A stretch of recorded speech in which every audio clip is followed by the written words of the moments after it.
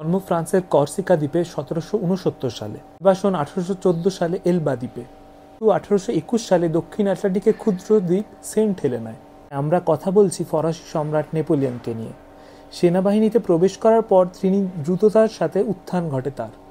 অসাধারণ যুদ্ধ কৌশল ও নেতৃত্বের সঙ্গে তাকে সবাই সমীহ করতে শুরু করে।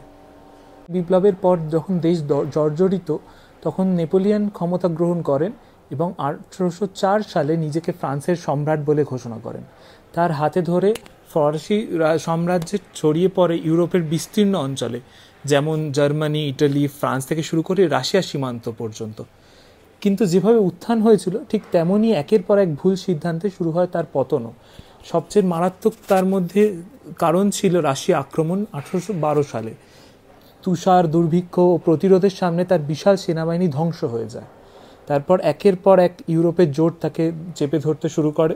1814 সালে তিনি নির্বাসিত হন এলবা দ্বীপে। সেখানে আবার পালিয়ে গিয়ে 100 ডেজ ওয়ার এর পুনরুত্থান ঘটান। কিন্তু শেষ পর্যন্ত ওয়াটারলুর যুদ্ধে 1815 সালে তার চূড়ান্ত পরাজয় ঘটে এবং নেপোলিয়নকে পাঠিয়ে দেওয়া হয় তার শেষ জীবন কাটাতে ছোট্ট দ্বীপ সেন্ট হেলেনায়। সেখানেই 1821 সালে তার মৃত্যু ঘটে। আচ্ছা বলুন তো, ভারতবর্ষের নেপোলিয়ন কাকে বলা হয়?